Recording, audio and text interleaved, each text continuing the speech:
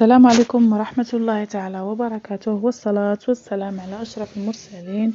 كيف حالكم؟ نتمنى تكونوا بأحسن حال، وإن شاء الله ألقاكم هذا الفيديو بأتم الصحة والعافية.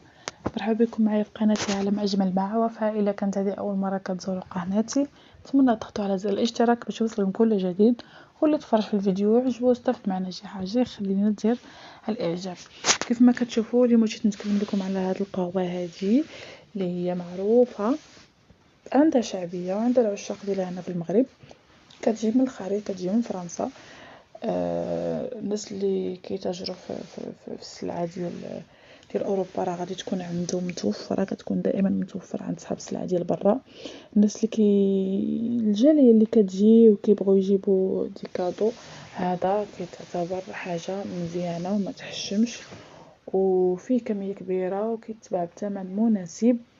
تقريبا كيدير 50 درهم مغربيه، والكميه راه كبيره كيف ما كتشوفوا.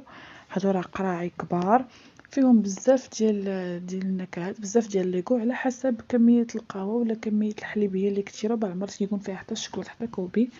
وكل ماركه كل زمان عنده واحد لوغو خاص به. بالنسبه لعشاق القهوه اللي ما غاديش تكون قهوه كحله، لا، بالنسبه للناس اللي كيبغوا يعني القهوة مخلطة بالحليب ولا قهوة كراميل، هذا هو أحسن اختيار. وصلوا عليه، راه كما قلت لكم كتجي من كاينه في الأسواق الفرنسية. تقدروا توصلوا عليها شي حد من العائلة، ولا تشروها من الناس اللي كيجيبوا السلعة ديال برا.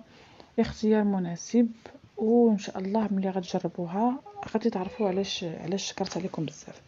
كيف ما كتشوفوا كاين هاد الماركة الاولى سومة، مكتوب انها كافي اولي يعني قهوة بالحليب على شيكو، يعني فيها حتى واحد شوية ديال الكوبي ديال الشكلاط. كيف ما كتشوف القرعات كبار كيدوزو مدة طويلة 400 غرام.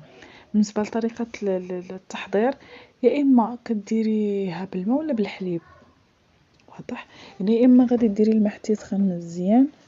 بالنسبة للكاس، كاس العنبة غادي تحتاجي فقط معلقة كبيرة من هاد القهوة هادي، مع كاس يعني فايض مزيان، يعني تقص بوله ديال الماء سخون، والسكر على حسب الاختيار. وكتجي خفيفه كيف ما كتشوفوا اللون ديالها في لومبالاج، ما كتجيش قهوه كحله، كتجي قهوه حليب.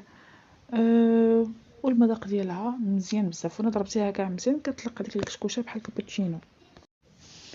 بالنسبه للقرعه الثانيه كيف ما كتشوفوا حتى هي نفس الشركه سوما، ولكن هنا كابتشينو. فيها 250 غرام، 250 غرام، يعني الحجم ديالها الوزن ديالها اصغر من الاخرى اللي فيها 400 غرام. حتى هي طريقه الاستعمال نفس الشيء، ولكن هي كتبغي داك الطراب ديال القهوه، راكم كتعرفوه، كتبغي شويه انها تضرب مزيان باش تعطينا هذيك الرغوه ديال الكابوتشينو. وبالنسبه للمكونات الغذائيه راه كلشي هنا كيبان لكم في العلبه، يعني كما قلت لكم فيها حليب وفيها القهوه، فيها حتى شويه ديال الشوكولاته. بطبيعه الحال راه فيها السكر، واخا هو كتزيد السكر على حسب الذوق. هنا غيبان لكم جميع العناصر، يعني العناصر اللي فيها والقيمه الغذائيه ديالها.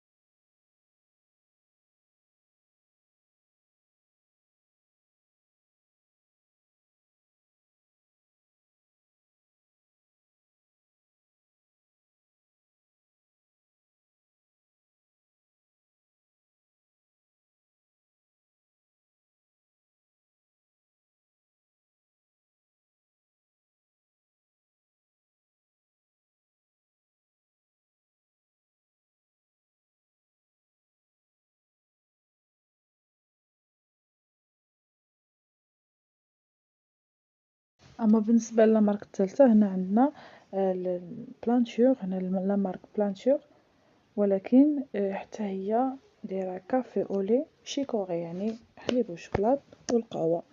اللون اللي كتعطيه هو اللي كتشوفوا في لومبالاج. الرائحه زوينه بزاف، وكما قلت لكم كتستعمل مع الماء ولا مع الحليب، كتفيضي الحليب وكديريه معاه. ولا كاينين حتى الناس اللي ما كيبغوش الحليب فايض هكاك بوحدو بيض كيجيو مزفر، كيبغوا اي حاجه يزيدوها عليه. كاين اللي ما كيبغيش القهوه كحل، كاين اللي ما كيبغيش زيت نسكافيه، هذا كيولي اختيار جيد. وهذا كيصلح الاطفال كيفطروا به الاطفال في الصباح، ماشي بحال القهوه كحله ولا كيفطروا به الاطفال في الصباح، كيجيهم بنين وزوين.